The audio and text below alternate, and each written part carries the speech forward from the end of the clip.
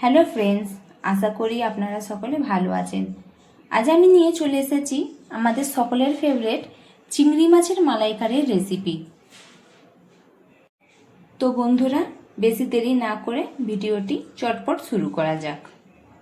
চিংড়ি মাছের মালাইকারি বানাবার জন্য আমি 500 গ্রাম চিংড়ি মাছ নিয়েছি। চিংড়ি মাছটা ভালো করে ধুয়ে জল ঝরিয়ে রেখেছিলাম। দিয়ে দিচ্ছি আমি এতে স্বাদ মতো নুন, হলুদ গুঁড়ো। এবার চিংড়ি মাছগুলোর সাথে মশলা ভালো করে ম্যারিনেট করে নেব। একটা কড়া নিয়ে নিয়েছি, দিয়ে দিচ্ছি সরষের তেল। আপনারা চাইলে রিফাইন তেলও ব্যবহার করতে পারেন, আমি সরষের তেলই ব্যবহার করব। তেল গরম হয়ে গেছে, এবার মাছগুলো আমি এতে অ্যাড করে দিচ্ছি।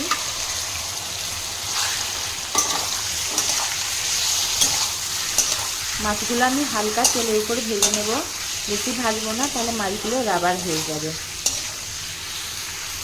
মাছগুলো ভালোভাবে ভাজা হয়ে গেছে, এবার একটা প্লেটে আমি এগুলো তুলে নিচ্ছি। চিংড়ি মাছগুলো আমি সব ভেজে তুলে নিয়েছি। এই চিংড়ি মাছ ভাজার তেলেতেই আমি মালাইকারিটা বানিয়ে নেব।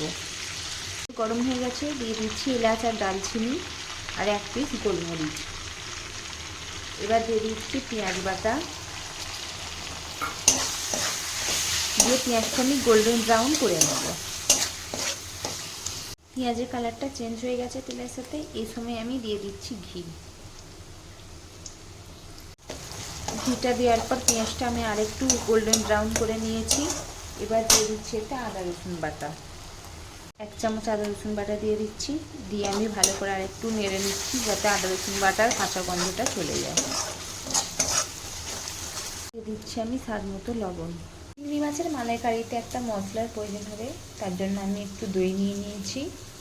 দিয়ে দিচ্ছি অল্প পরিমাণে হলুদ গুঁড়ো, জিরার গুঁড়ো, লঙ্কার গুঁড়ো, দিয়ে দিচ্ছি রঙের জন্য কাশ্মীরি লাল মির্চ। এবার এটা আমি ভালো করে মিক্স করে নেব দইয়ের সাথে। মশলাটা আমি দইয়ের সাথে ভালোভাবে মিক্স করে নিয়েছি। এবার এই মশলাগুলো আমি পেঁয়াজের মধ্যে অ্যাড করে দিচ্ছি। এবার মশলাগুলো আমি ভালো করে কষে নিচ্ছি।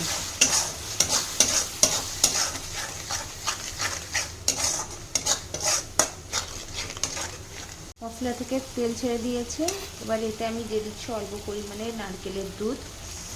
দিয়ে আমি মশলাটা আরেকটু ভালো করে কষে নিচ্ছি। চিংড়ি মাছের মালাইকারি বানাবার জন্য আমি জল ব্যবহার করছি না, আমি নারকেলের দুধ দিয়েই বানাবো। আপনারাও চেষ্টা করবেন নারকেলের দুধ দিয়ে বানাবার জন্য, এতে বেশি টেস্ট হবে মালাইকারির। ভালোভাবে কষা হয়ে গেছে, এবার এতে আমি দিয়ে দিচ্ছি নারকেলের দুধ।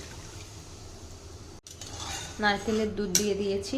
এবার নারকেলের দুধটা ফুটে গেলে আমি এতে মাছগুলো অ্যাড করে দেব। ভালোভাবে দুধগুলো ফুটে গেছে, এবার এতে আমি মাছগুলো অ্যাড করে দিচ্ছি। মাছটা দেওয়ার পর আমি বেশিক্ষণ ফোটাবো না, অল্প ফুটিয়েই বন্ধ করে দেব।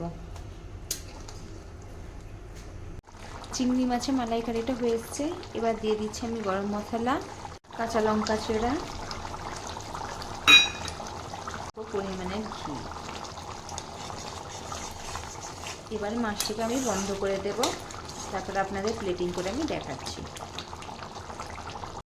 দেখুন ফ্রেন্ডস, চিংড়ি মাছের মালাইকারিটা রেডি হয়ে গেছে। এটি একটা বোলের মধ্যে তুলে নিয়েছি। এটা তো দেখতে খুবই সুন্দর লাগছে, খেতেও খুবই সুন্দর।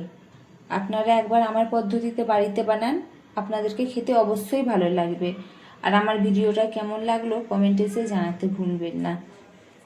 এবং বন্ধুরা, আরও নতুন নতুন রেসিপি দেখার জন্য আমার চ্যানেলটিকে ফলো, লাইক, কমেন্ট করুন। আর ইউটিউব থেকে দেখলে প্লিজ আমাকে সাবস্ক্রাইব করুন। Thank you.